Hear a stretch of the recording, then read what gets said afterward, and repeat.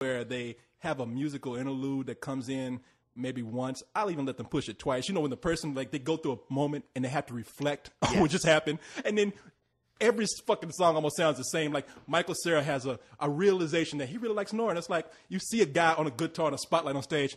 Nick likes Norah. I'm singing like this. You know, and it's like, shit, man. And they do that about 5 times in the movie. It's like, okay, we get it. They're having revelations here. But you know what really kind of bothered me about this movie? They never showed the very hot Kay Dennington, or was it Kat Dennings. Kat Dennings wearing any sort of tight clothing, and she's gorgeous. She's got Kat Dennings is Norah. She's got big boobs that are just great, and she wears like heavy sweatshirts the whole film. Okay, that's what annoyed me. You know what? To hell with this movie. This is bullshit. No. What annoyed me was like this is the Peanuts gang. This is Charlie Brown and his friends all growing up because there are no parents around. And if you ever want to know what would happen with Charlie Brown and Lucy and the rest of the Peanuts gang with no parents around, they become raging, alcoholic, drug-using, horny kids. I mean, in this movie, I don't know what New York is like for people who are under 21, but apparently in this movie, you can go to all kind of clubs, drink all you want to, and then go back to some studio and have sex with your clothes on. Well, I don't know, dude. When I was 17, it was a very good year. I don't know about you, but I was out doing drugs and hanging out with hot chicks and going to parties and bands. But they never showed the parents at all. It's like, I mean, like no parents are around. It's because you get the feeling at first that these kids are in college. And then, that's true. But then you realize these girls are wearing Catholic girl uniforms and standing by their lockers and talking. And look, I know kids do things, but they sneak and do it. You know, I mean, like that 17-year-old, we had to go to a hotel. I can't just take her into a club. I mean, that's what happened in this movie. It's like, it's not the fact that these kids don't do it, because we all here say that when we see it in a movie, hey, that's real. But no, they are in clubs doing shots. And I've been to New York. It's 21 and up there, and there's no way you could go to clubs like with giant gaggles of 17-year-olds and be drinking like that. Yeah, it just wouldn't happen. It's like, I think there was a scene cut out where the bar owner like got busted and the place was shut down because they had gone. It's not just teenagers who like sneaked in with a fake ID. Yeah. No, it's nothing but teenagers in there. Yeah, bunch of gay teenagers, a bunch of straight teenagers. I mean, it's like, and there's no one around. So I don't know, but that's the other thing that really bothered me too. Was like they have a scene where they're talking about Norah saying, "I never had an orgasm before."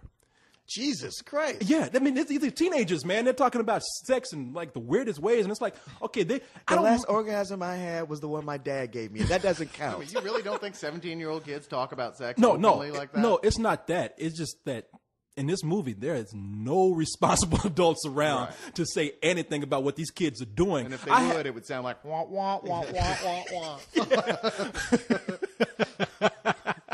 There is no adults, period. I don't think. I hate to sound like some old stuffy father or guardian or something like that, but these movies where we see where kids are going crazy and whatnot, I don't mind it, but there's usually someone around to even play the old guy that's like, "Why are you kids? You stop that!" I mean, it sends a message, but in this movie, it's just kind of like kids are running rampant, having sex, drinking, and there are no adults around to like say anything about this at all. It really kind of bothered me. You expect at least see Stifler's mom hanging around. Yeah, exactly. See, I don't. It's okay. Sounds like Bugsy Malone. Yeah, but teenagers. Oh, you guys caught that reference. Yeah, we saw that one. Okay, cool. Okay, yeah, no, Bugsy Malone, we know.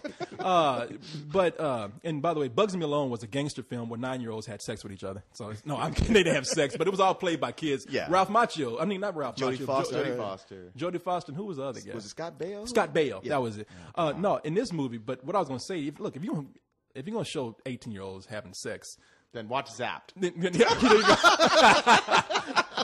True, they're 34-year-old, but they're playing 18. Yeah, and these kids, and everybody in this movie is in their 20s. I mean, this girl, Kat Dennings, is 22, 23. Yeah. But in the movie, it's supposed to be like 18. So it's like, if you're going to show them having sex, I mean, they're 18, they're legal. Let's go ahead and see them having sex. There's a scene where, what I was saying a little while ago, Norah is saying, "I've never had an orgasm before." So she invites Michael Cera back to the studio that her dad owns. They get on a couch, and you hear them like saying things like, "Oh, wait a minute, these pants are really weird," and "Oh, watch your foot. Oh, this shoe needs to go off." And then you see her like, "Oh, God." And then they pull back, and they have the clothes on. Yeah, what was he doing exactly? And it's like, what? I was like, How did she never have an orgasm and she can have the first one with her clothes on? It's like, you do know where your pussy is, right? Yeah. It's like she never had. It would have been funny. I had a guy put his fingers in my nose like 8 times and nothing. No, that's because she only did anal sex up to that point. There you go. Yeah, there's no anal clit. It's true. I expected it to be like they pull out and like she doesn't know what an orgasm is, so she's kind of faking it. Meanwhile, he's an alien who's touching her hair. It's like giving her like some sort of vibration that way. No, it was just kind of weird. I was like, do they expect kids to? It's almost like they want to.